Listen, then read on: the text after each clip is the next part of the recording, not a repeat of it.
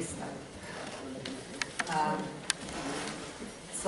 What I was saying that even after we use the residual gauge symmetry when we go to the Lightcon gauge, there is still some invariance left that we can use, and this is a discrete worldsheet parity transformation which does not have an infinitesimal inversion.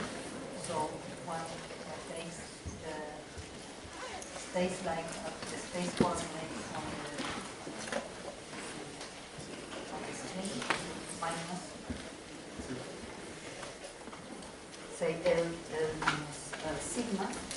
Then this transformation respects the periodicity of the closed string, and it maps one endpoint of the open string into the other one. So this concept, so in the open string, it reverses the orientation.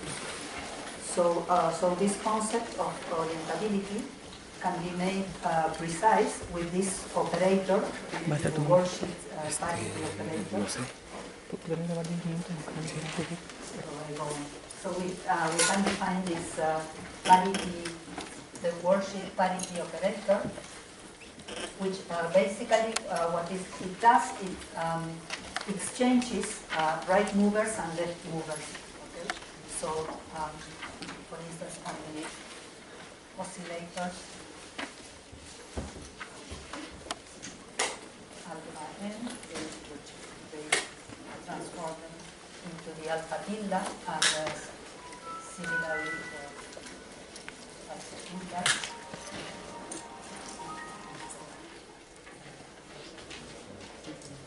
Okay, so it exchanges right and left movers.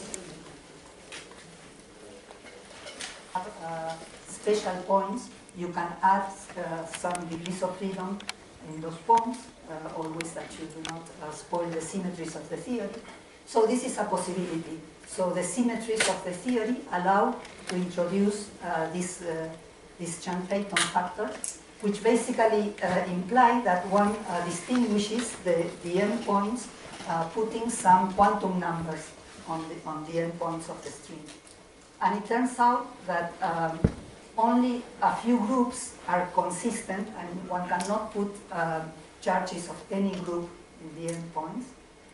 So in the oriented case, one can only consider the only consistent interactions allow a UN gauge group, and in the unoriented case, one can consider SON gauge bosons or SPN gauge bosons in the unoriented case. Okay, so, but not all these theories are consistent when we are doing the type 1 superstring. So the open string multiplets, these are 16 states. We have 8 vectors and 8 gauginos, and so these are representations of D equals 10, N equals 1 supersymmetry, but not of N equals 2 supersymmetry. So we cannot couple this N equals 1 supersymmetric theory to a type 2 theory which has N equals 2 supersymmetry. So if we want to have consistent interactions, we cannot couple this open superstring to a closed oriented superstring which has 2 gravitinos. So the only consistent coupling is with the unoriented closed string which has only 1 gravitino. So we can couple this open string sector to the unoriented closed type 2 closed string, and then also the open string has to be unoriented, okay, to respect the orientation. So consistent interactions of open strings and closed strings in the superstring theory require an oriented theory. Okay, so this is the massless content of the type 1 open plus closed unoriented string. So I will write it here as 1.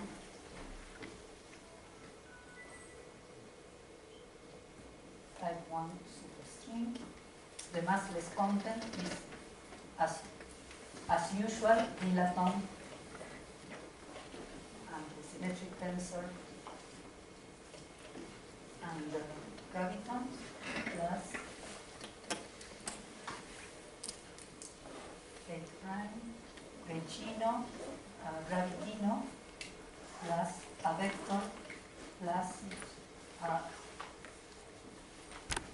plus a gauge boson and a Regino, and these can only be elements of SON. So the gauge group, for consistency, the gauge group, I don't have time to go into the details, but believe me that these are the only consistent gauge group, SON or SPN.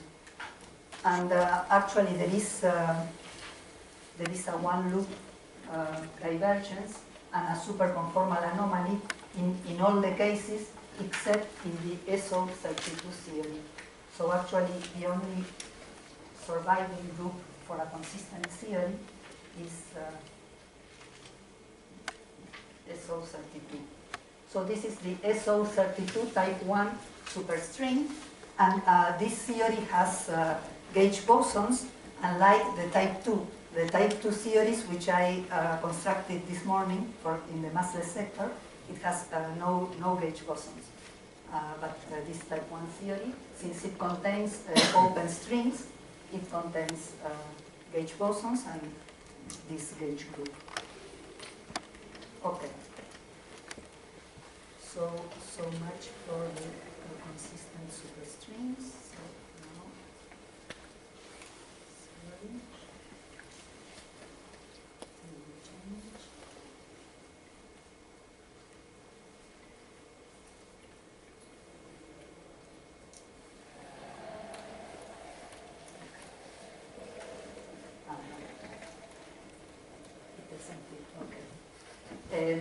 Okay, so now we have found three tachyon-free and the non-anomalous superstring theory, the type 2A, type 2B, and type 1 gauge group SO32.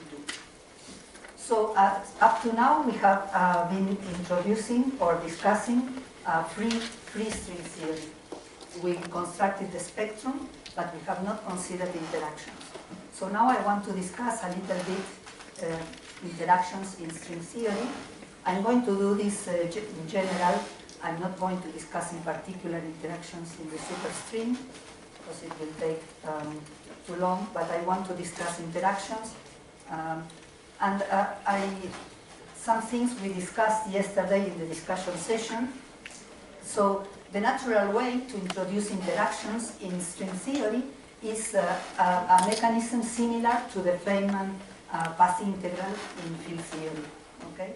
So the amplitudes are given by summing over all possible histories, which interpolate between some initial state and final state, and each history is weighted by the exponential of the action. Okay? So similarly as one does in field theory, path integral quantization. So the amplitudes are defined by summing over all possible worldsheets, which connect the initial and final states of the string. So the only interactions allowed are those that are already implicit in the sum over worldsheets.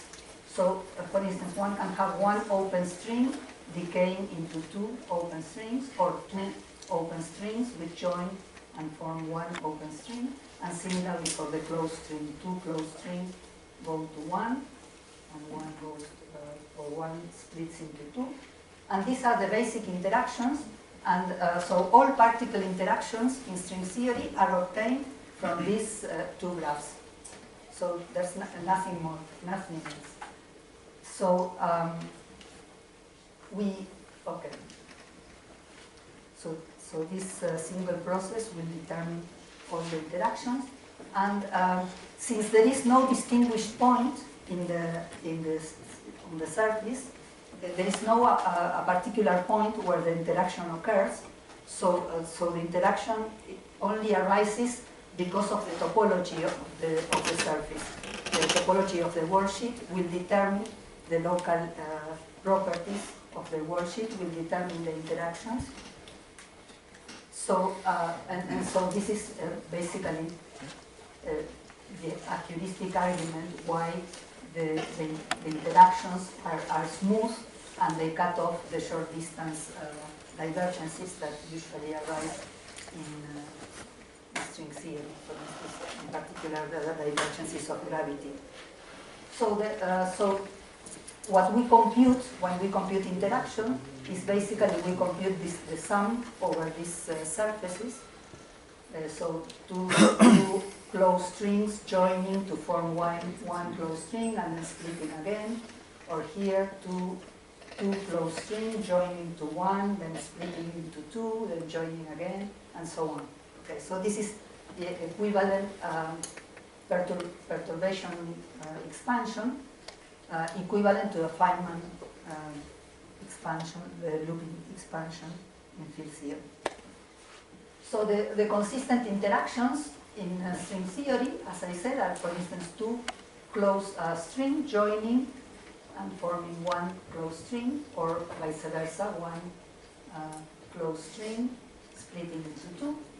And open strings can split one open string giving rise to two open strings, or one closed string splitting and forming one open string, or vice versa, one open string joining and forming one closed string, two closed strings giving rise to two closed strings, or one open string splitting into one closed string and one open string. So closed strings interact among themselves, but open strings necessarily include closed strings, because you can form a closed string in the intermediate channel of two open strings scattering. Okay. So the idea is to sum overall worldsheets that are bounded by initial and final curves, representing initial and final states of the string. But actually, this is very difficult to do. And so what one basically does in string theory is to compute S-matrix elements. So one takes these initial and final states to past and future infinity and considers states on shell. So one basically computes S-matrix elements. And this is the perturbative expansion of string theory. So most of the calculations that are done in string theory are S-matrix calculations where the initial and final states are on shell. Okay, so and they represent these states that we have, the states that we have been discussing in the spectrum. Okay. Okay, so we consider this kind of processes where the initial and final strings are pulled to infinity. So, and each of these incoming and outgoing legs can be interpreted as a long cylinder from minus to plus infinity. And one can describe the cylinder in terms of, for instance, a complex coordinate. This is what is done. So let me describe that W is a coordinate on the cylinder, which will be sigma plus phi tau. And so the limiting process is when tau goes to infinity. Okay. So one can use conformal invariance to map these surfaces to compact surfaces. So actually the cylinder has a conformally equivalent description in terms of a coordinate, which I will call Z, which is the exponential minus IW. So this transformation maps the cylinder to a complex plane, to the complex plane. And then each of these incoming and outgoing states can be in the limit when tau goes to infinity. They transform to very tiny circles which basically shrink to points, and one can define an operator which is called a vertex operator, which creates the different states of the string. And so since one can map this surface to this compact surface, the external states are basically represented in this compact surface by, these are called punctures, by special points in the compact surface where one introduces the vertex operators, creating the different states of the string.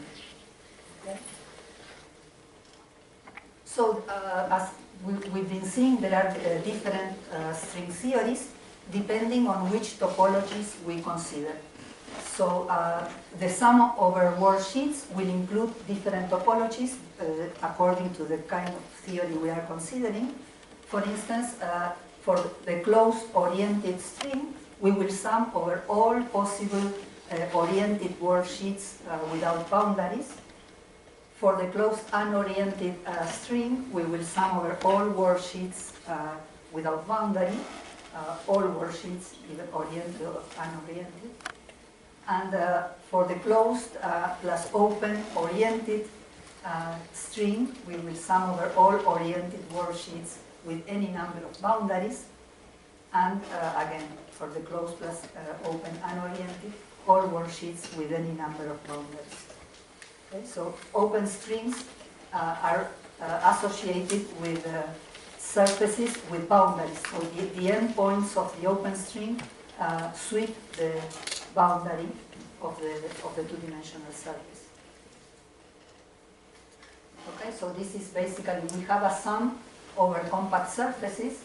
The tree level, what would correspond to the tree level amplitude is an amplitude on the sphere. Then a one-loop amplitude would be an amplitude on the torus. This is for the closed string, sum over compact topologies. Then a surface, a Riemann surface with genus 2 with two holes. And in the open string, we sum over surfaces with boundaries. So the tree-level open string diagram.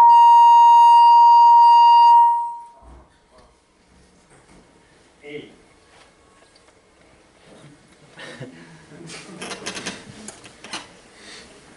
So the tree level is a disk, and if we include the orientation, then we can identify the diametrically opposite points on the disk, and this gives rise to what is called a cross cap. Then the one loop in the open string contains the cylinder. Again, if the theory is unoriented, this is the Klein bottle, which has one identification. Sorry, this is the Klein bottle with two identifications, and this is the Möbius strip with one identification, one boundary and one identification, and so on. Then we can go on adding holes to the surface. So, as I said, to a given incoming or outgoing string mode with a given momentum and a given internal state, there will be a vertex operator, a local operator, which is determined by this limiting process. This is what is called the state operator mapping. So one can map using conformal invariance, one can map the states on the cylinder to operators which are inserted on the compact surface. And these are the so-called vertex operators.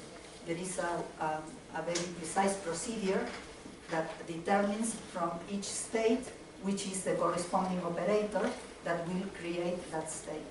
Okay? So basically one computes the S matrix. Let me write how one computes S matrix elements in string theory. So an n particle scattering would be 1. These are this J represent the quantum numbers of the state we are considering, and this will be the momentum at the end.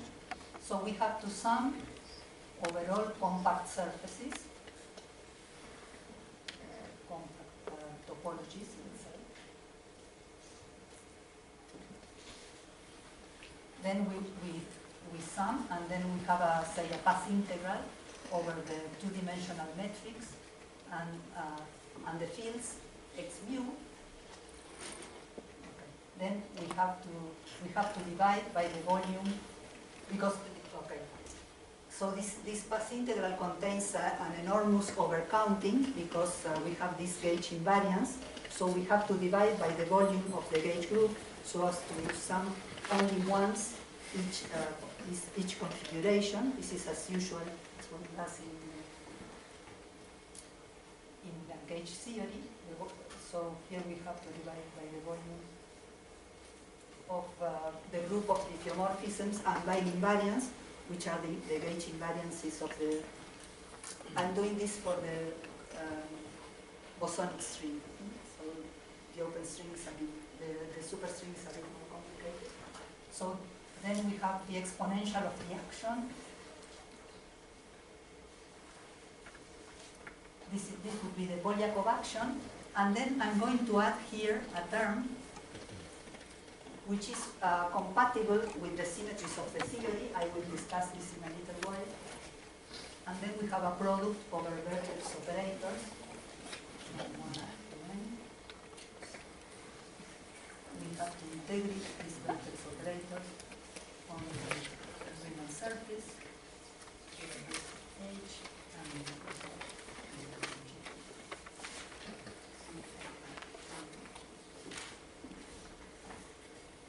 okay. So basically this is what one has to compute: a sum over topologies, a path integral over the fields of the theory, which are the two-dimensional metric and the axis, exponential of the action, and a product of the vertex operators. So this is basically an expectation value of vertex operators. So actually this term here is a term which is compatible, it is consistent with all the symmetries of the theory. So you have seen when Barton constructed the action for the bosonic string, so the motivation was to, so originally one starts with the Nambu-Goto action, which actually represents a string, so it's the area of the string, so one has a physical idea that one is actually speaking about a string, but actually the way to define a theory, so the concept we should follow in order to construct a theory is basically to construct the most general thing we can consistent with the symmetries of the theory. So the symmetry is the mechanism to construct the theory. So in the bosonic string, we have this conformal symmetry.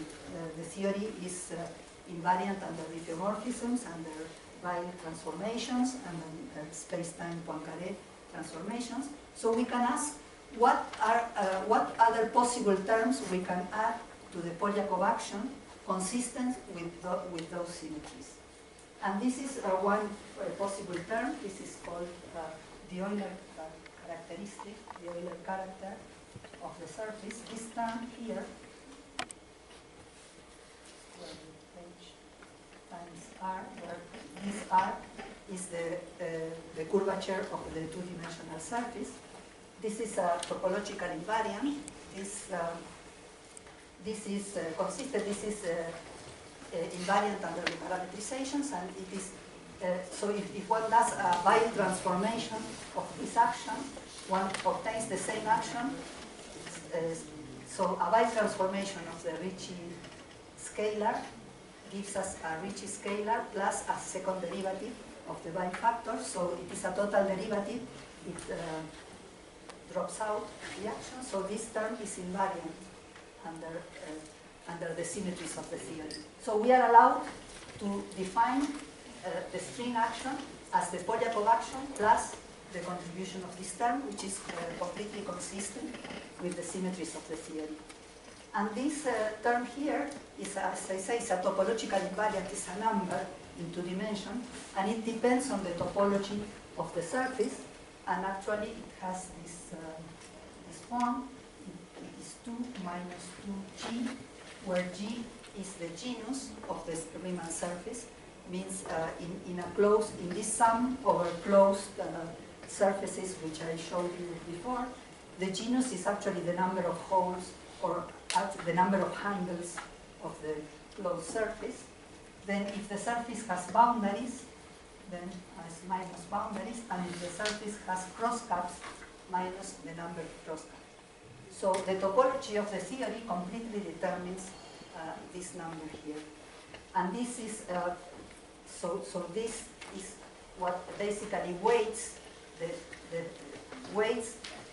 each of the surfaces in the sum over topologies. Okay, so again, depending on which kind of string theory we are dealing with, we will have, if we are not considering open strings, then we won't have these terms here, we will only have the genus. But if we include surfaces with boundaries, we have to sum overall topologies with boundaries. What happens if you have a leader in the background? Because in this case, it's considered inside, so it's no longer. Okay. Yeah, so you see here, I have introduced this lambda here, this factor. So if you remember when Barton talked about the nonlinear sigma model, precisely the way to put the string theory in a background of a dilaton was precisely a term of this form. The dilaton coupled to two-dimensional. Okay, so it has precisely the same form. So if I define this lambda,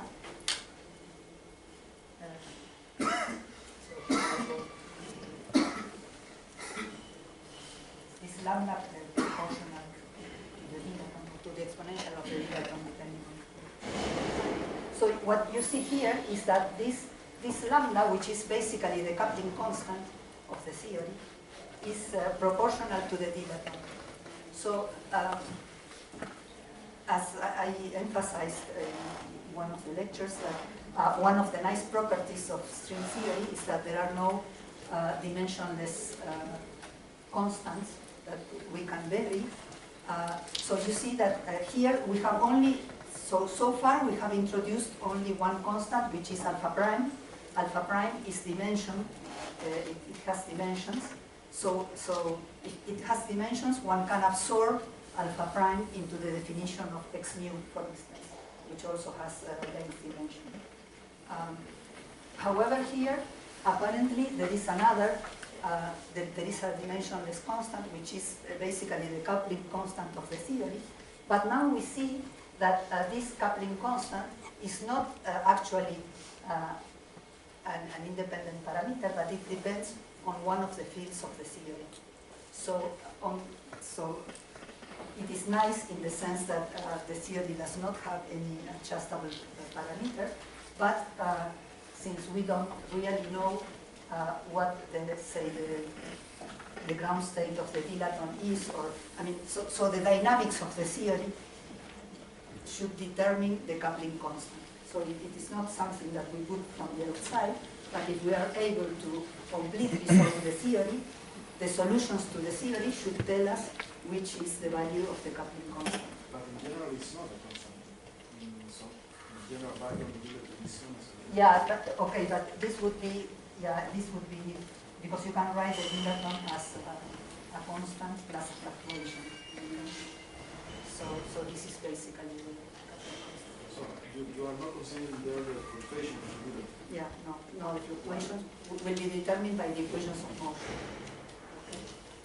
But this is not a general configuration. This is not, sorry?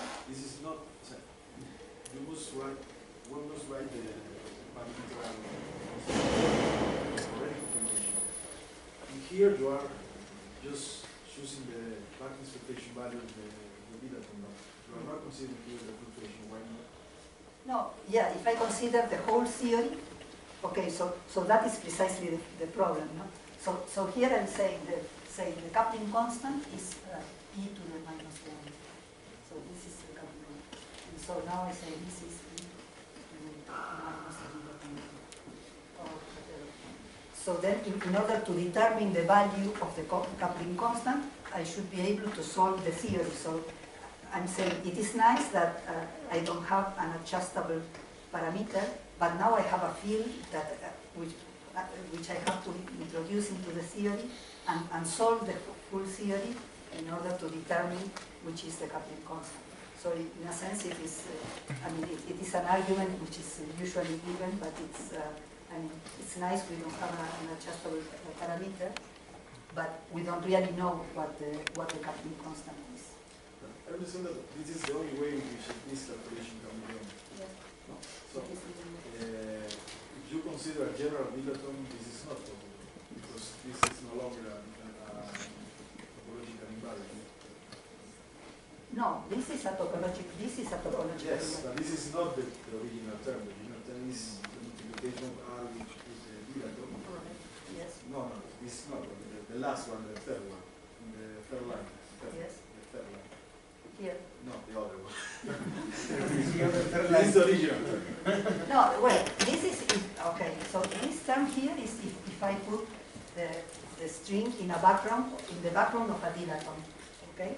So here, if you want, so we can avoid the discussion by saying that this here we can forget about the dilaton and say this is the coupling constant. Okay. Then, if we are doing the theory in flat space, as we are doing now, this is the coupling constant. But then if we want to do, say, a string field theory or insert all the possible background fields, then what we see is that we can identify this coupling constant with the expectation value of the dilaton. Okay, so that's all I'm saying. I'm trying to say that this is not something that we are putting from the outside. It's something that is built in the theory, and we can determine it if we can solve the theory completely. Okay? For now, if you want, this is just the coupling constant. And then, if you see, so this, each time we add a whole, each time we go to a higher genus Riemann surface, so the power of the coupling constant will increase. Okay, so it will count the number of loops.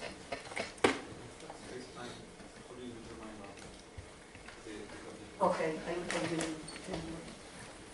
So okay, so one computes this.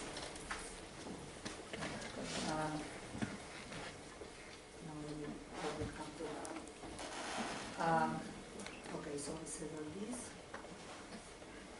Okay, so we have to determine also the measure for this path integral, and usually the way it is done is by introducing the Fourier-Popov gauss, and so one has to introduce in the bosonic string the BC gauss for the reparametrizations, and in the superstring we have to introduce also the commuting beta gamma gauss for the supersymmetry transformations. Okay, so one defines the measure in the standard Fourier-Popov way, and then we have to define the vertex operators. Okay? So basically, the scattering amplitude is a computation of the expectation value of a product of vertex operators. Una pregunta. Pues bueno, no sé muy bien cómo los detalles del cálculo, pero cómo se construye una teoría perturbativa aquí. Pero, por ejemplo, pues me llama la atención ver que la constante de acoplamiento venga dinámicamente dentro de la teoría. Porque, ¿cómo sabemos que donde se está moviendo me garantiza que el método perturbativo es válido? Bueno, no sabemos. No sabemos. Por eso no sabemos. Tiene que ver con la pregunta que él hacía, cómo se determina la constante de acoplamiento. Una manera de determinarla es mirando, por ejemplo, cuando uno se calcula estas amplitudes de scattering, y toma el límite, por ejemplo, supongamos que uno quiere calcular las amplitudes de scattering de gravitones. Entonces va a tener una determinada expresión que va a depender de los tensores de polarización de los gravitones, de los momentos y demás. Y uno le toma, y va a depender de esta G. Entonces uno le toma, por ejemplo, el límite de bajas energías por ejemplo, el límite de bajas energías sería alfa prima tendiendo a cero, o sea, cuando la tensión, cuando se hace la tensión del infinito, digamos, donde uno puede identificar la cuerda con un punto, con una partícula puntual, y lo que se puede ver es que esa expresión que uno obtiene de la teoría de cuerdas coincide con la matriz S que uno se calcularía a partir de la acción de Einstein. O sea, si uno escribe la acción de Einstein-Hilbert en 26 dimensiones, sería en este caso, y calcula la matriz, los elementos de scattering de los gravitones, de la perturbación del gravitón, encuentra una expresión que coincide con esta, pero claro, coincide siempre que la constante de acoplamiento sea la constante de Planck. Entonces, esa es una manera de decir que efectivamente, digamos, cuando uno ve que puede efectivamente identificar el scattering de los gravitones de la cuerda con los gravitones de la teoría de Einstein, entonces es cuando uno puede decir que efectivamente esa partícula era un gravitón. Hasta ahora eran partículas de spin 2, y entonces, y de esa manera uno, bueno, o sea, eso sí son gravitones, pero si son bosones de Gauge, entonces uno lo quiere, por ejemplo, identificar con la constante de acoplamiento de Young-Mills. Entonces uno obtiene relaciones entre estas constantes de acoplamiento, básicamente la constante de acoplamiento, la constante de Planck, la constante de Young-Mills. O sea, uno a bajas energías puede identificar la constante de acoplamiento de la cuerda con las que existen en la teoría de campos. La dificultad es obtener algún tipo de resultado a la constante de acoplamiento porque los empiezan por el cálculo de los quantum fields. No. ¿Por qué no se hace eso? Sí se hace, sí se hace. Pero se obtiene entonces un valor real. Se obtiene, claro, sí, o sea, en ese caso, en el límite de bajas energías, uno identifica la constante de acoplamiento con alguna función de alfa prima, la constante de acoplamiento de la cuerda. Esto es a nivel árbol, ¿no? O sea, a nivel árbol de la cuerda. Por eso, acá hay dos tipos de expansiones. Por un lado tenemos la expansión en géneros de las superficies en 2 dimensiones, y por otro lado, si uno mira el límite de bajas energías, hay una expansión de la teoría de campos en potencias de alfa prima. O sea, este alfa prima básicamente viene siempre acompañado por 2 potencias de momento, que uno los puede transformar en derivadas. Entonces, si uno se queda a primer orden, va a tener términos con 2 derivadas, pero términos de orden superior darán, por ejemplo, no sé, Riemann al cuadrado, todos los términos. Bueno, ok. Entonces, justo por esa expansión es que no hay dependencia en las fluctuaciones de phi por depender linealmente solamente. No, porque acá no estoy mirando un background de Dilatón, estoy mirando solo la teoría de cuerdas en el espacio plano.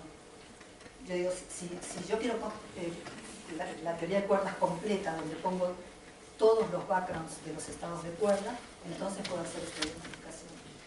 Pero acá estoy mirando solo la teoría en el espacio plano. O sea, tampoco el B aquí, digamos. No, o sea, el B y el G están acá.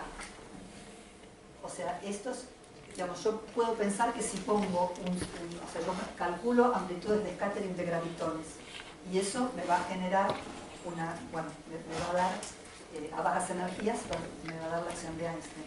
Quiere decir que la teoría de cuerdas en el espacio plano contiene gravitones, y estados coherentes de gravitones en realidad generan una geometría.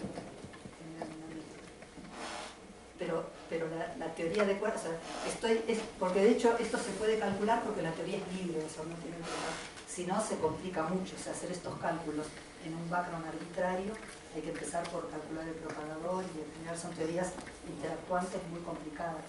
SX es la acción de Poliakov, pero ya con gauge fijos y todos. Claro, esto uno ya no tiene uno tiene los gauge fijos, y entonces por eso divide por el volumen.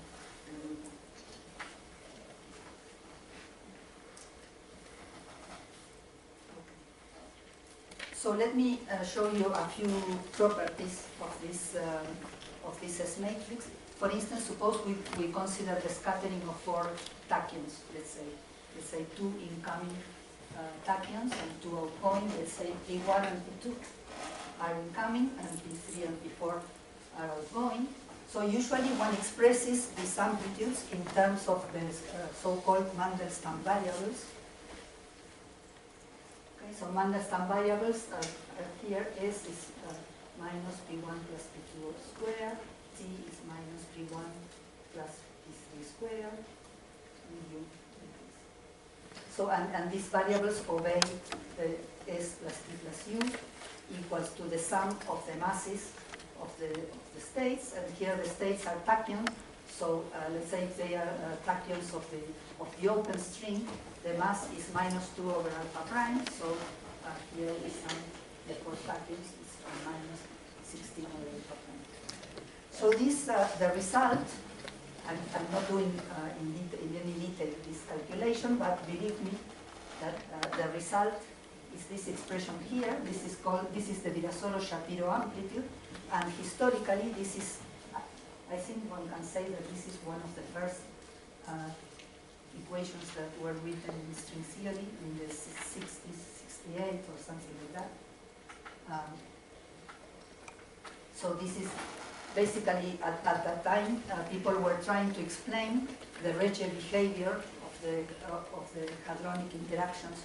So there were experimental results of the hadronic particles, and the result was that basically the mass square of the particles had a linear dependence with the spin, and that behavior could not be explained in terms of field theory. So there was no field theory expression to explain that behavior, and actually Veneziano realized that an expression like this was able to reproduce that state. At the moment, people didn't know that it had anything to do with string theory, but then it was realized that actually this expression could be obtained, for instance, by the scattering of tachyons in the string. So this is the closed string, the result for the closed string. For the open string is a bit easier, but more or less the same structure. So it's a product of gamma functions. This is the amplitude of 4 tachyons on the sphere. So the three-level amplitude. And let me show you a few properties of this expression. First, notice that these gamma functions, this product of gamma functions, have many poles. They have many poles, lots of poles. And they come, for instance, from this term in the numerator, gamma of -1 minus alpha prime is equal to 4 in the numerator. So the poles appear, for instance, when this number is 0 or negative. Okay? So the first pole appears when this is 0. Gamma of 0 has a divergence pole. And the pole appears for this S is the Mandelstam variable, P1 plus P2 squared, is precisely the mass of the tachyon. Okay? So this is the mass of the tachyon, so this expression corresponds to this amplitude here, where there is a tachyon in the intermediate channel. Okay?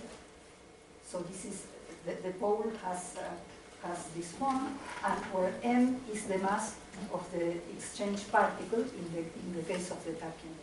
But this is only the first pole, so one has an infinite number of poles for all negative values of this expression. So actually one can see that the poles have this behavior when S is for n minus 1 for n natural number, and this is precisely, this is S is minus P1 plus P2 squared. So this is basically the mass of the particle, and you see this is precisely the mass, the expression for the mass of the spectrum. The spectrum of the closed string is given by this expression. So So it is precisely this infinite number of particles that are exchanged in the intermediate channels, which is the basic difference between string theory scattering amplitudes and field theory scattering amplitudes.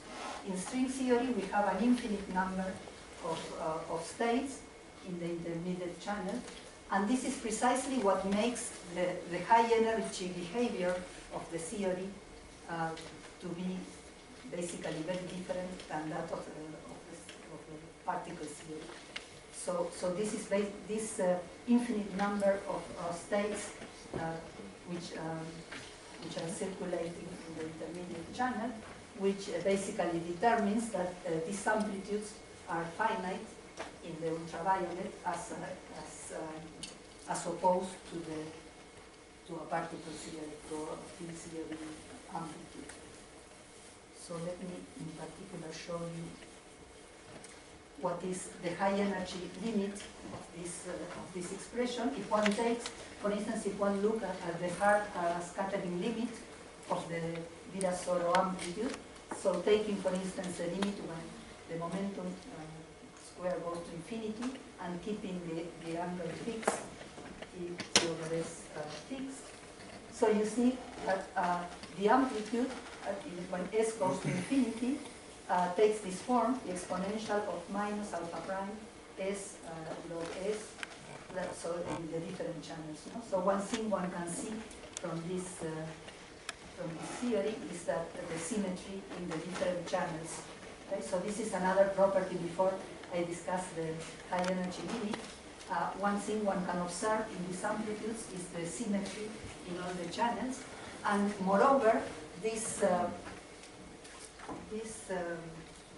S channel, I showed you this self-factorization in the S channel, but one can show that these diagrams, so the sum over all possible intermediate states in the S channel is actually equal to the sum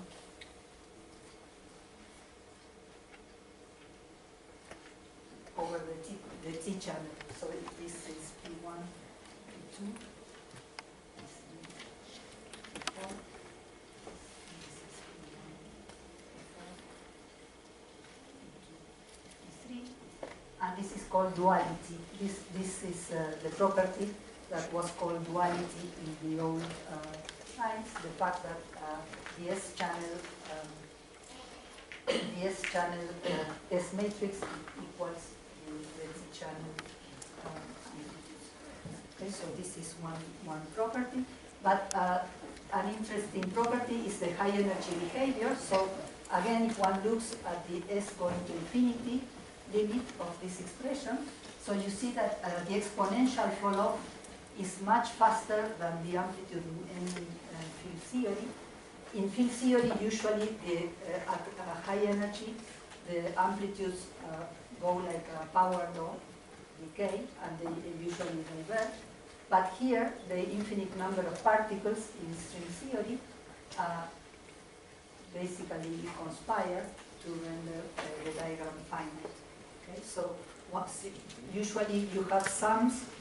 The sums, when you have a finite number of terms in the limit when S goes to infinity, can diverge, but if you have an infinite sum, then the sum can converge, and this is precisely the property of the amplitudes in string theory, having to do with the fact that there is an infinite tower of massive states.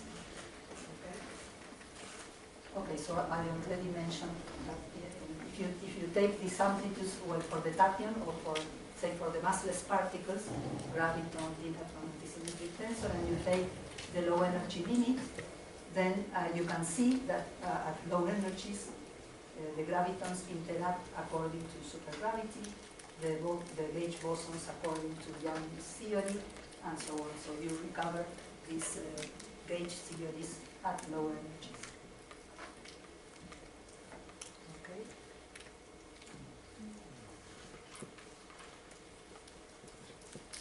Okay, so I more or less showed you the properties of the theory at tree level, the scattering the S matrix at tree level on the sphere. So now I would like to discuss the one loop diagrams, so that we can see this concept of modular invariance. Okay? So see, at one loop, if we are in the theory of closed string, one loop, G equals 1, the Euler number is 0. So there is only one surface contributing, which is the torus. Okay? So the torus has Euler number 0. So again, if we include surfaces with boundaries and with cross cups, we have more surfaces. But if we concentrate only in the closed string, there is only one contribution, which is the one coming from the torus. Okay, so we are going to compute the one loop amplitude in the closed oriented string. This is called the partition function or the vacuum amplitude. Okay? So we will see that there is a lot of physics in this amplitude, even without vertex operators insertions. And basically this function will determine the full perturbative spectrum of the theory. So the spectrum of the theory is contained in this partition function. Also, as I showed you, also at tree level, the full spectrum of the theory is contained in the tree level amplitude. Okay, so I will do this in the bosonic string again, because the superstring is a bit more complicated, because the fact that there are fermions, and the fermions can be periodic and anti-periodic in different cycles, so this gives rise to the so-called spin structures. So this complicates the analysis. If I have time, I will discuss a little bit so as to show you how the SO projection arises precisely as the property, as the requirement of consistency or modular invariance of the one loop partition function. Okay, so let me first discuss the torus.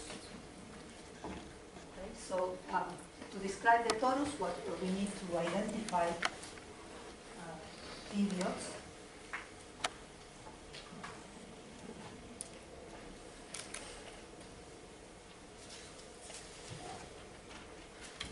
So we can basically cut the torus along two cycles.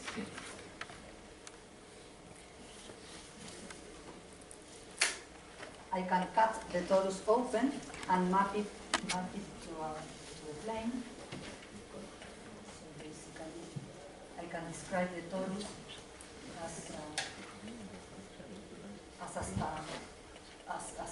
parallelogram on the plane with sides identified. So I identify these two sides, for instance, having to do with this cycle, and this side having to do with that cycle. Okay, so basically, I can describe the torus by defining identifications in the complex plane. So, okay, so here I can take the torus. I can take a flat metric for the torus.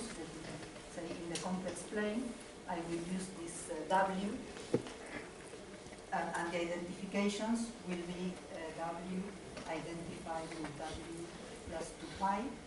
So this will be 2 pi. And with W plus 2 pi tau. So this will be a complex variable, I will call tau.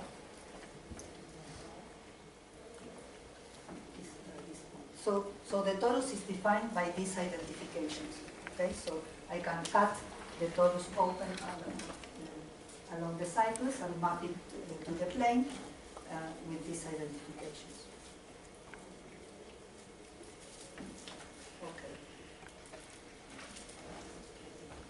Okay, so I wrote the S matrix, and I said that we were considering the gauge fixed form of the action. So we are writing the action in the conformal gauge. So the two-dimensional metric is the Minkowski metric in 2 dimensions. If I were doing the superstring, I would take the gravitino to 0. So I can do this locally, so I can locally choose a flat metric, but I cannot do it in general globally. There can be obstructions to define this conformal gauge globally on any Riemann surface. Okay? So in order to illustrate this, let me discuss a little bit the case of a particle moving on a circle. Okay? So suppose I want to compute, instead of the torus, I have a particle moving on a closed circle. So I can write the action, the path integral, the equivalent of the Polyakov action. So here I have, again, the axis, and instead of having a two-dimensional metric, I have a one line.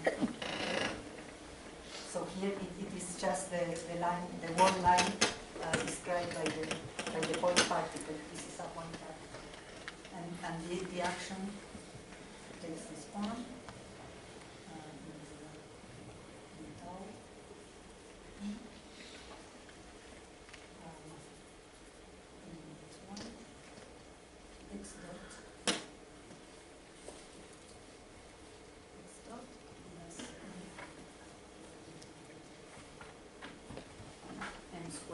Okay, so this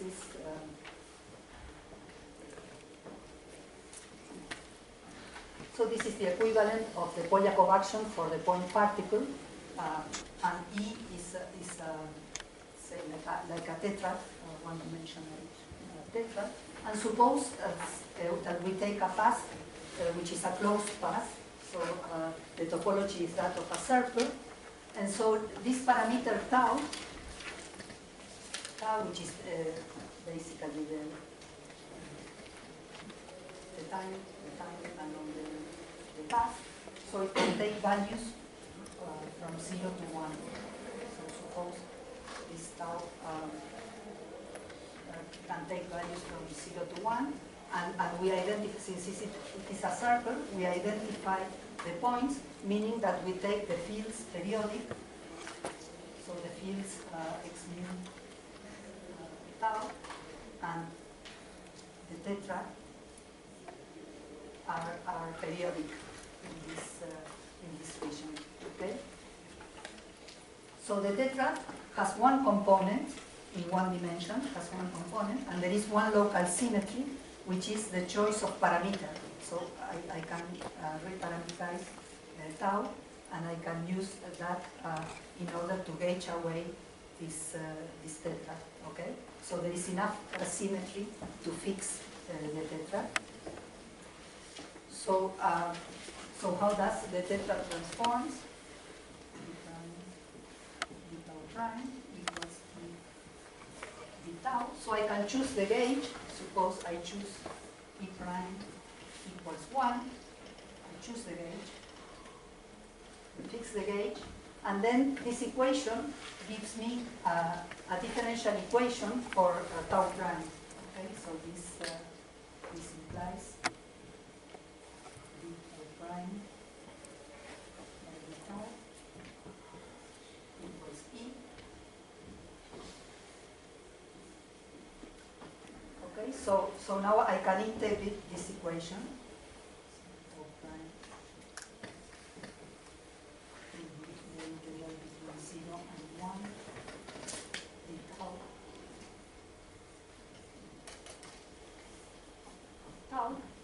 And so the complication is that in general, tau prime, when tau equals 1, is not, the periodicity is not preserved. So this here is basically the length of the circle, the length of the circle. So so I cannot, I fix the gauge, but I cannot maintain the periodicity of the variable.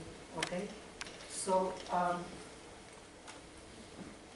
So I cannot simultaneously fix the gauge and keep the coordinate region fixed.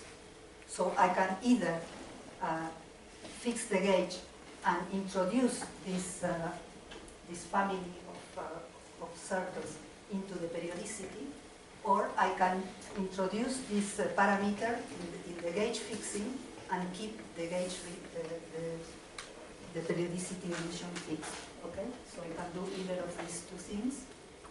I fix the gauge, but then the length of the circle is incorporated into the periodicity, or I can fix the periodicity and then this family of surfaces is in the gauge fixing.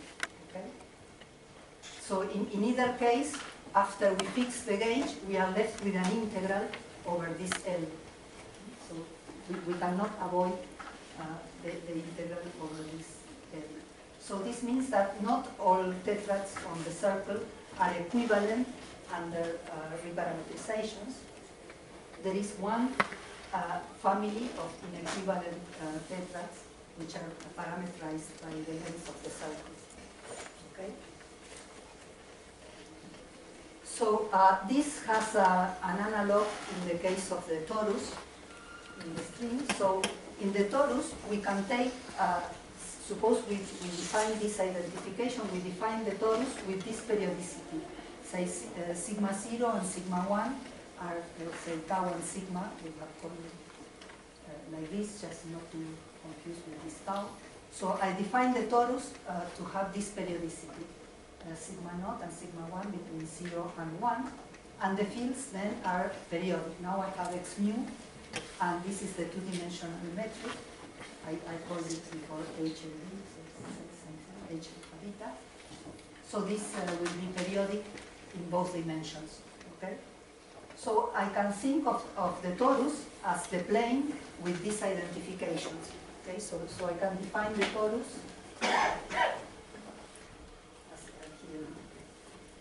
The torus can be defined if I identify sigma 0, sigma 1, sigma 1, plus n. Okay, so I do n are integers, so I define these identifications in the term. So all these are the identifications. Okay? So the question is, to what extent is the field space redundant under this diffeomorphism and Weyl transformations?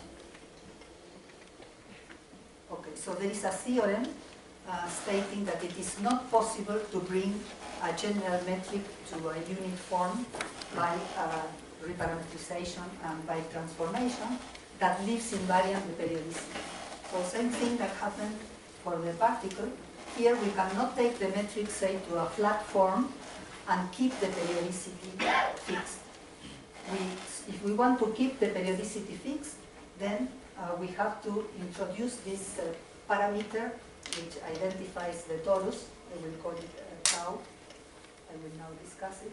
And if we want to keep the coordinate region fixed, then we have to introduce the parameter specifying the torus into the definition of the metric. Or otherwise, otherwise we can choose the flat metric, as I did here. We can choose the flat metric, but then the size of the torus, the properties of the torus, has to be included in the periodicity. Okay, so if we define a flat metric, like in this case, if I define a flat metric, then instead of keeping the periodicity fixed, instead of keeping this periodicity fixed, then we will have this identification, sigma, say, alpha, sigma alpha plus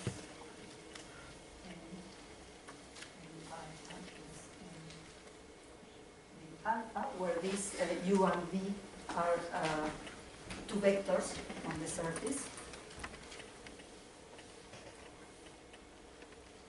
And, okay, so one can show that by rotating, one can basically take the identity for the u alpha, so the identity for the u alpha, and there are two parameters contained here in what I call BI. Okay, so if I define the flat metric, this one here, I cannot keep this periodicity for the coordinates. Then in this case, I have this periodicity where I have included this parameter. Okay? So the identification is W plus N plus N. So I have two possibilities. If I want a flat metric, then I have to include the periodicity, the factor, the parameter specifying the torus with the periodicity. Then I have this diagram, so I represent the torus by a parallelogram. Or I can introduce this tau parameter in the metric.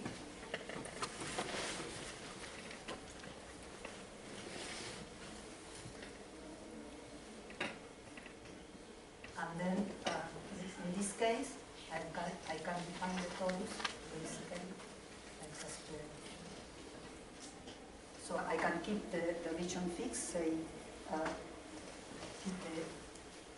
do not incorporate the tau parameter in the periodicity, but put it in the metric, or put it in the periodicity and not in the metric. So these are two equivalent descriptions. But in any case, I will have an integral over this parameter tau, which specifies the torus. And this parameter is, so this is a complex parameter.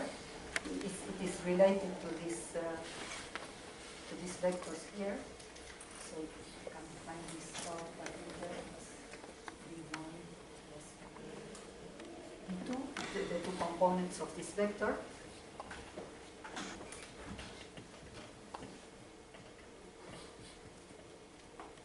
Okay, well, so this is what I just said. Alternatively, I define the W, the parameter in this way. So either I take the original periodicity, but I incorporate the tau parameter into the definition of the metric. Then this is the torus, the torus, or the other one.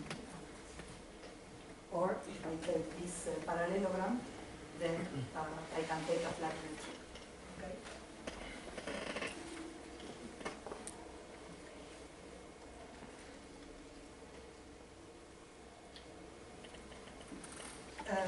Okay, so this parameter tau is called a modulus, or a Teichmüller parameter.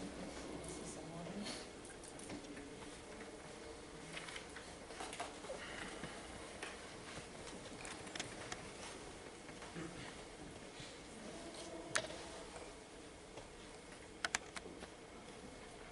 And this, I discussed the case of the torus, but if one goes on to higher genus Riemann surfaces, one will find that there are more parameters, and the number of necessary parameters depend on the Riemann surface we are discussing. Now, in the case of the torus, there is also another additional redundancy that does not have an analog in the point particle case, and it is the fact that the value tau plus 1 generates the same set of identifications as tau. Okay, so this identification here, m plus n tau, if I replace mn by m minus n comma n, then I get the same identification. And also, if I replace tau by minus 1 over tau, this is equivalent to replacing mn by n minus n. Okay? So if we repeatedly use these transformations, this is called T transformation, tau prime going to tau plus 1, or the S transformation, T prime equals minus 1 over tau. Applying repeatedly these transformations generates what is called the modular group. These transformations here, with A, B, C, and D are integers, and they satisfy that. Okay, so I will write it here.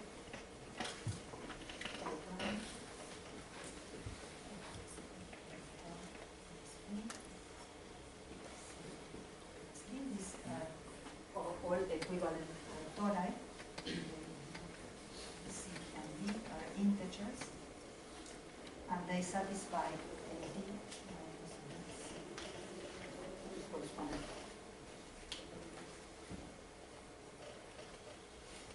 Okay, so using this modular transformation, these modular transformations, one can show that every tau is equivalent to exactly 1 point in this region. Okay, so every tau in the complex plane can be mapped by these transformations to exactly 1 point in this region, which is called the fundamental region.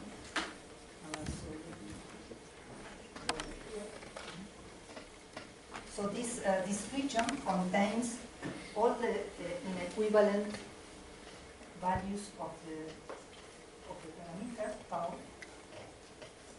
or if you want, all the torus. So this tau characterizes the torus. All those tori that are not equivalent under conformal transformations. So this is called the fundamental region. If not, so this is minus half. This is a complex plane tau minus half. And this is the circle here.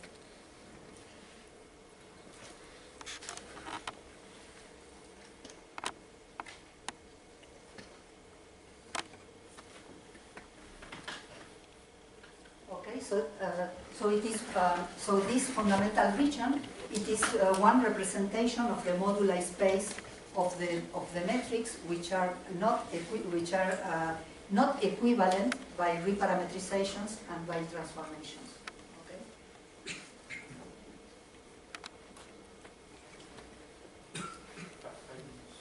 Okay. Okay. So just very quickly, then I'm going to use this to construct the partition function on the one loop partition function. So in order to construct the partition function, we can think of the torus with the modulus tau as formed by taking a field theory on a circle and evolving it Euclidean time, say 2 pi tau 2, and then translating it around the circle, around sigma 1 by 2 pi tau 1, okay? And then identifying the ends. So this is what I said in words. Is here. So I take a field theory on a circle. I evolve it. The Hamiltonian is the evolution operator. I evolve this theory on tau 2, Euclidean time tau 2, and then I go around the circle by 2 pi tau 1, and I identify the ends, means taking the trace. So this is the definition of the trace, the identification. Okay, so I'm not going to do all the calculation, but believe me that if one computes this, one obtains this expression here, where this q is the exponential 2 pi I tau. Okay, so I'm just written it here. So, okay, so I don't have much time, so what can I say? Okay. Okay, so if one then has to integrate over all inequivalent tori, so this means integrate over tau over the fundamental region, and so one has to include an invariant measure, which is here, so one can check that this expression is actually modular invariant. Okay, so it is invariant under these transformations, and this is the basic property that it has to satisfy, and one actually can see that this expression is modular invariant. Modular invariant means that if tau goes to tau plus 1, the expression is the same, and if tau goes to minus 1 over tau, this doesn't change. Okay? So it basically describes the same theory. So one interesting thing we can do is to compare this one loop partition function for the string with what one obtains for, say, for a scalar particle in field theory. Okay, so suppose we consider a scalar field in mass m in field theory, and we compute the path integral defining the vacuum energy, basically in this case. So I won't go through the details, but basically one can see if one chooses Schwinger parametrization, one obtains this expression here, where one has to introduce a cutoff epsilon because of the short distance divergences. Okay, so this expression that diverges for this parameter going to 0. So these are basically the ultraviolet divergences of field theory. So suppose we compare this. So this was for one massive scalar particle, but suppose we do the same calculation for including all the massive particles of the string. Okay, so I sum over all possible masses of the string, which basically means introduce the mass square operator of the string instead of only one particle. So we do basically the same calculation. I introduce the level matching condition here as a delta function, basically, and then integrate over this parameter here. So, okay, without going over the details, if I do this calculation, summing over all possible particles in the string, then I get this expression here. And this expression here has this divergence here. So here I have written the cutoff parameter, because if I put 0 here, this expression diverges badly. And the big difference between this field theory calculation and the string theory calculation is that the integral, the equivalent integral, so I have called these Schwinger parameters tau 1 and tau 2 to make contact with the modular parameter of the torus. So the big difference between what one does in field theory and what we are doing now in string theory is that the integration region of the string does not include the 0 point, which is precisely introducing the divergences. So it is modular invariance, the fact that we have to count only over inequivalent tori, the fact that cuts off the divergences in string theory, as opposed to what happens in particle theory. Okay, so this is basically what I wanted to say. So.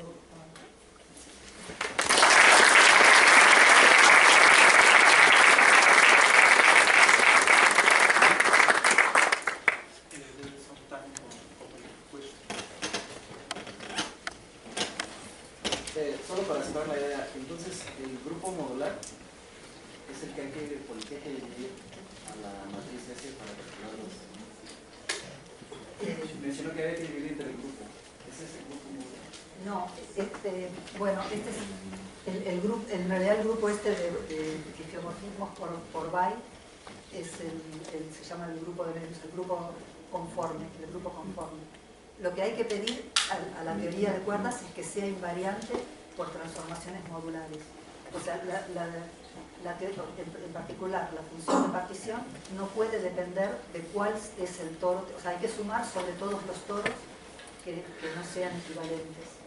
Entonces, eso es, digamos, básicamente la invariancia modular, es pedir que estoy sumando un toro, digamos, cada toro lo estoy sumando una sola vez. Y la teoría tiene esta invariancia, que si cambio el parámetro modular tau por tau más 1, obtengo la misma teoría. Invariancia modular significa eso, que digamos, la teoría no cambia ante transformaciones modulares, que básicamente me dejan el toro es el mismo toro. Si no cambio el toro, la teoría no puede cambiar. Sumar sobre la F, el dominio fundamental. ¿Cómo? Es hacen lo mismo, o sea, consideran todos esos Claro, valores de campo. cada uno de los puntos de esa región fundamental le da un toro distinto y lo considero una sola vez. Lo próximo tiempo.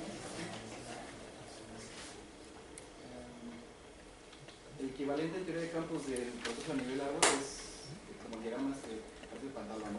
En una cuerda cerrada. El de un loop sería en toro. En la cuerda es un toro, ¿no? En la cuerda. En Feynman son los diagramas de un Sí, loop. claro. Entonces, Claro. un loop en teoría de campos usual corresponde a un toro. A un toro. Sí, ¿cuál sería en el lago de poner n toros, por ejemplo, en teoría de campos usual?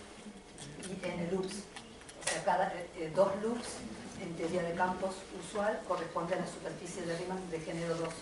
Poner dos agujeros, o sea, un toro doble, sino una superficie de Riemann de género 2, con dos agujeros. Entonces, en el diagrama de Feynman de teoría de campos usual sería En el diagrama de Feynman hay muchos diagramas posibles que contribuyen a dos loops. En el de teoría de cuerdas hay uno solo. Por cada orden de perturbación, en cuerdas hay un único diagrama, en la teoría de cuerdas cerradas, y en la teoría de campos van creciendo, ¿no? Con la cantidad de loops que uno Bueno, mi pregunta es si generalmente se reduce el diagrama de Feynman a reducirlos con una partícula. Y cuando uno considera todas esas contribuciones y una partícula, la amplitud de expresión es la misma. Es como un diagrama de Feynman con un loop, otro loop, n loops. Todos estos tienen la misma contribución a la amplitud en términos de lío. Mi pregunta es, esos loops en un diagrama de Feynman usual corresponderían a n toros. Esos toros contribuyen a la misma amplitud, entonces también es por eso lo que sí estoy diciendo es, a cada orden de perturbación tenemos o sea, el toro es una superficie de Riemann, ¿no? Por eso son dos cosas. Por un lado, cuando miramos la contribución del toro, tenemos que sumar sobre todos los toros no equivalentes. Eso es una cosa, pero eso es solo la contribución de un loop de cuerdas. Después, si queremos los de dos loops, tenemos que hacer lo mismo que dice acá, pero para superficies de Riemann con género 2, ahí va a haber más de un parámetro modular, acá hay uno solo, ahí va a haber más, tenemos que determinar su propia región fundamental y sumar sobre los posibles tau, pero no es que son distintos diagramas, es el mismo diagrama, pero parametrizado con estos parámetros de Teichmüller, bueno, que están caracterizados en cada superficie, pero es una única contribución de una única superficie. En Feynman uno tiene varios diagramas de dos loops, o sea, hay distintas maneras de formar diagramas de dos loops. Acá hay una única manera, pero después tenemos que sumar sobre todos los parámetros.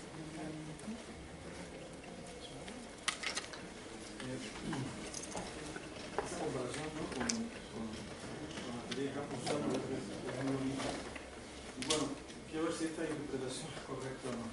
O sea, aparentemente el cálculo que hacemos aquí, uno lo que hace es que identifica correctamente cómo es la división por el grupo de geomorfismo de Wright. Y entonces, al menos uno está identificando cuál es la medida correcta en el espacio abstracto del parámetro. Entonces, la moraleja cuál sería que si uno supiera, en teoría de campos usual, identificar de manera correcta y precisa las medidas en parámetro integral, no habría divergencia. No, en teoría de campos están las divergencias, porque justamente las divergencias en teoría de campos vienen de los puntos, o sea, en teoría de campos en principio habría que integrar entre 0 e infinito. No hay algo así como la invariancia modular que hay en la teoría de cuerdas. No hay algo equivalente. En la teoría de campos sería, en el caso del círculo que hice, sería integrar L integrar el tau entre 0 y L. Pero por ejemplo, que sea renormalizable, etc., que si uno lo calculara naivmente, habría diferencias, pero digamos, si uno supiera en esos casos identificar mejor la medida, probablemente haciendo el cálculo naif no, porque no es que uno no sabe identificar la medida. No, claro, eso lo entiendo, pero uno podría interpretarlo así, como que el hecho de que el cálculo naif diverge también es porque no identificamos correctamente la medida en el espacio de... No, no creo que sea. O sea, la identificación heurística que se hace siempre es que el problema de las divergencias ultravioletas en teoría de campos tiene que ver con las interacciones puntuales, que acá se suavizan por el hecho de que la cuerda es una superficie extendida, digamos, o sea, que como que hay una dimensión que suaviza las divergencias. Pero las divergencias son fundamentales en teoría de campos, no es que uno no está identificando bien la región en la que tiene que integrar. Uno tiene que integrar el parámetro tau entre 0 e infinito. O sea, uno tiene que sumar todos los L's, o sea, la familia de L's toma todos los valores. No hay el equivalente del grupo modular en la teoría de campos. No hay algo equivalente. O sea, me queda claro en este ejemplo, digamos, porque estoy tratando de pensar si realmente se puede sacar una moraleja que vaya más allá del caso específico. Y la moraleja es esta.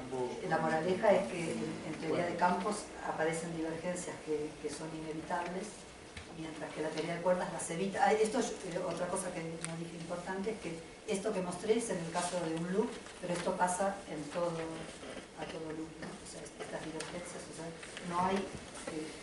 las regiones de integración en la teoría de cuerdas que podrían dar lugar a divergencias quedan eliminadas cuando uno identifica correctamente la región de integración.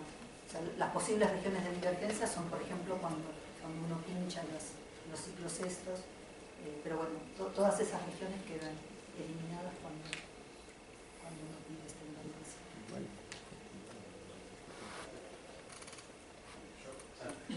Una pregunta, dijiste la Z de no sé si porque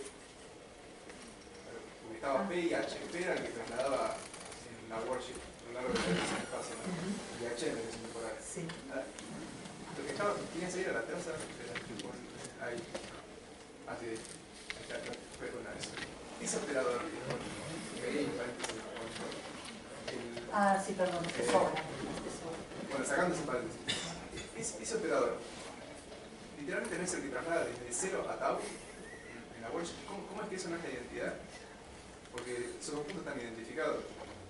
Eso me confunde. Es el momento, ¿no?, que traslada, o sea, que vos tenés un campo, pensarlo como una teoría de campos, como un campo que da toda una vuelta en el círculo, identificás el círculo. Y el operador que lo traslada es el operador momento. P traslada el operador de la dirección tau 1, o sea, de la dirección espacial. Claro. Y tau 2 es la temporal. Es la temporal. Claro, pero tau 1 más tau, o sea, si traslado primero en tau 1 y después en tau 2, estoy literalmente trasladando desde 0 a lo largo del parámetro tau, que están identificados esos dos puntos, o sea, 0 y tau. La traza es lo que define la identificación, ¿no? Por eso, o sea, hago esto, o sea, doy vuelta alrededor del círculo, lo traslado al tau, y ahora identifico esto con esto. Y ahí me formo, o sea, identifico esto con esto y me formo el todo. Por ahí a lo mejor está. Lo que me parece es que para mí ese operador es la identidad. Porque es como si yo tengo un círculo y tengo el operador E a la I P me traslada a lo largo del círculo, cuando lo traslado 2pi es la identidad, por eso el P está cuantizado. Es que son dos círculos, ¿no? O sea, por eso digo, es el círculo espacial, Sí, son estos dos, ¿no? Es el círculo espacial y el círculo temporal, o al revés. Entonces, uno lo traslada alrededor de este círculo y otro lo traslada alrededor del tiempo y después identifico estos dos. ¿No? O sea, creo que yo no sé dibujar, pero bueno, supongamos tengo uno lo traslada así, el P traslada en la dirección espacial, el H traslada así, y la traza le identifica este con este. O sea, puedo decir que no antes de tomar traza no está identificado. Claro, la traza Depende de tau, o sea, los traslada tau. Claro. No son es que pensé que ya estaba hecha la identificación. Eso. No. Está listo. Cuando estamos viendo, o sea, con lo que empezamos, por ejemplo, son con dos cuerdas, ya sea abiertas o cerradas, ¿no? Y en teoría cuántica de campos, o sea, los tomamos estados iniciales asintóticos, ¿no? Ahí es donde sabemos cómo se van. Las cuerdas están en algún estado, por ejemplo, son dos gravitones o lo que sea. Entonces, cuando analizamos la evolución, bueno, en teoría cuántica de campos, por ejemplo, si tenemos dos campos escalares, no sabemos lo que pasa en medio, sabemos lo que pasa asintóticamente al final, pero siempre siguen, bueno, al menos pensamos que siempre siguen siendo campos escalares, ¿no? Pero en este caso las cuerdas pueden, según el estado que sean, pueden ser tensores antisimétricos, Sí. lo que quieran. Sí. Entonces, cuando estamos analizando, cuando hacemos la integral de trayectoria, estamos considerando todo en lo que se pueden, todos esos campos que No, puede No, suceder. no, estamos diciendo cuáles son, o sea, en principio hacemos este dibujito que dice que las cuerdas, digamos que tenemos todas las cuerdas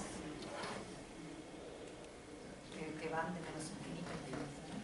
Pero en realidad lo que estamos haciendo cuando reemplazamos esta cuerda por un operador de vértices, o sea, cuando vamos a la superficie compacta y reemplazamos esta cuerda por un operador de vértices, lo que estamos haciendo es extraer un modo de oscilación de la cuerda. O sea, lo que estamos mapeando acá, por ejemplo, es el modo gravitón y lo identificamos con el operador de vértice del gravitón.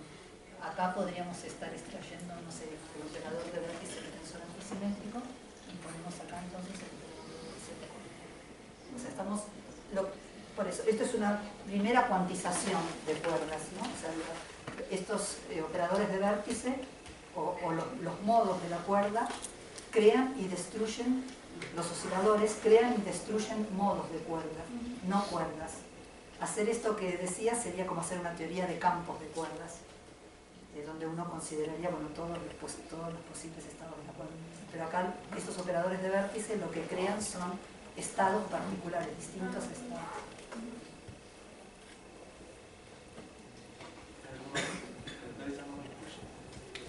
Mi pregunta está sobre la relación entre la proyección GCO, la invariancia modular, Porque no llegué. teoría.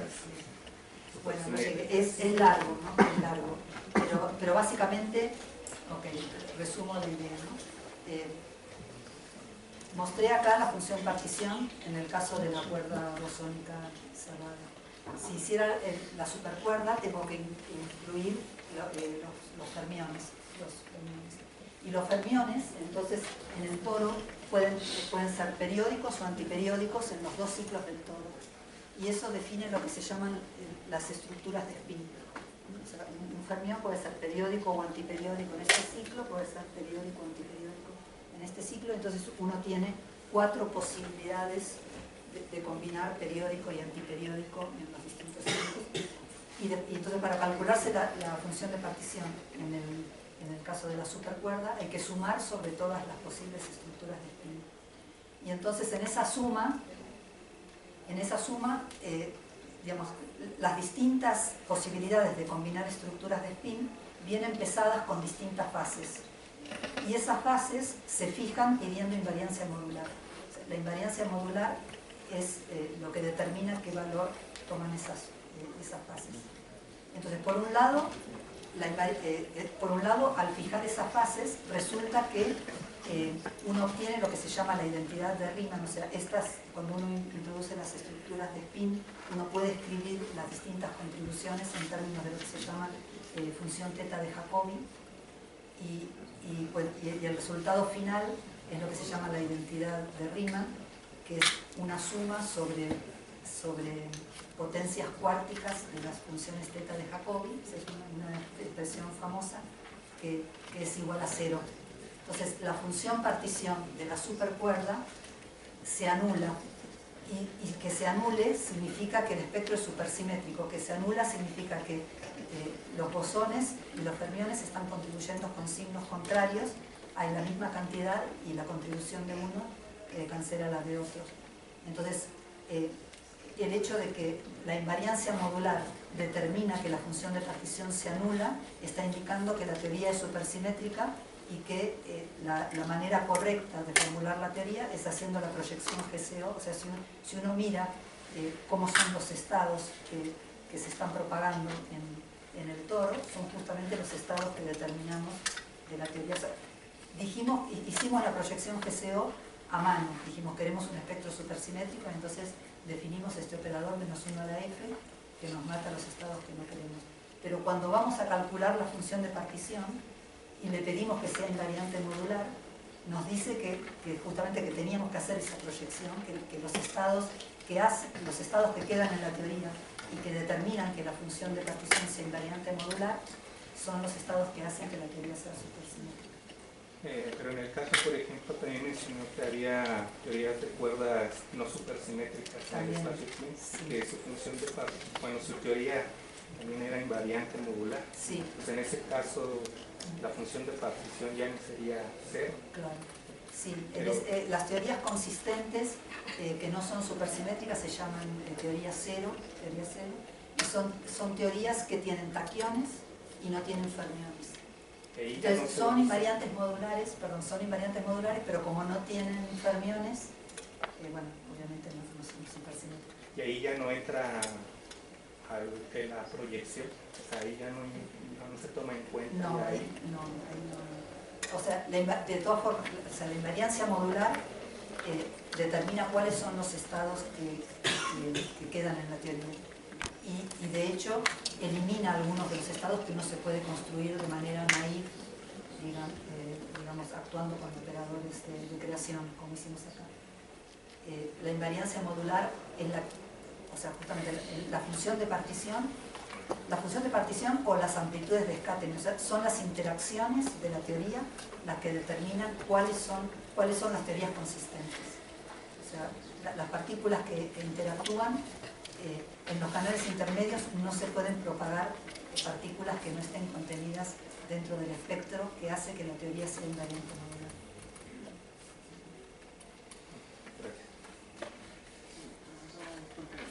En teoría de campos en general los observables se calculan como valores de expectación y en el formalismo de Path íntegra se calculan, se normalizan como la inversa de la función de partición. En el caso de lo que menciona, ¿cómo se calcula si esto da cero? O sea, la función de partición.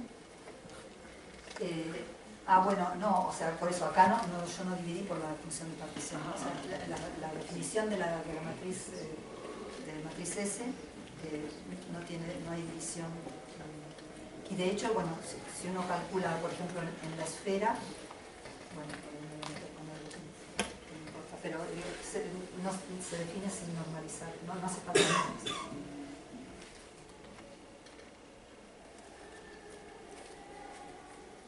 Las funciones θ del acabador también tienen, aparte de su argumento, tienen un módulo.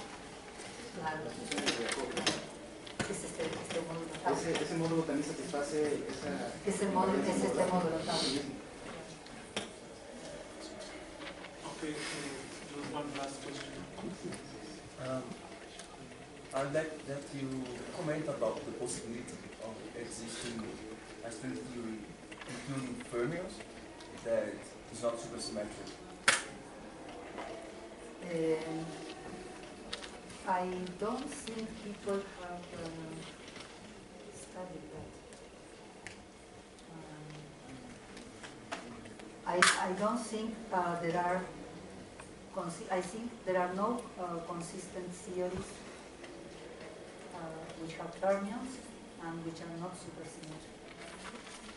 So far, this is the only possibility. Yeah. So these theories that I constructed, there are basically 5 consistent okay. Yeah, I would say there are 5 consistent superstring theories, or if you want, I can say it like this. There are 5 consistent string theories with fermions, which are the type 2A, type 2B, type 1, and the 2 heterotic strings, which I have no time to discuss, which have n equals 1 supersymmetry. And these are the only 5 consistent theories with fermions. And it turns out that consistency requires them to be supersymmetric. So it is this, actually it is this modular invariance which determines that consistent theory is necessary with fermions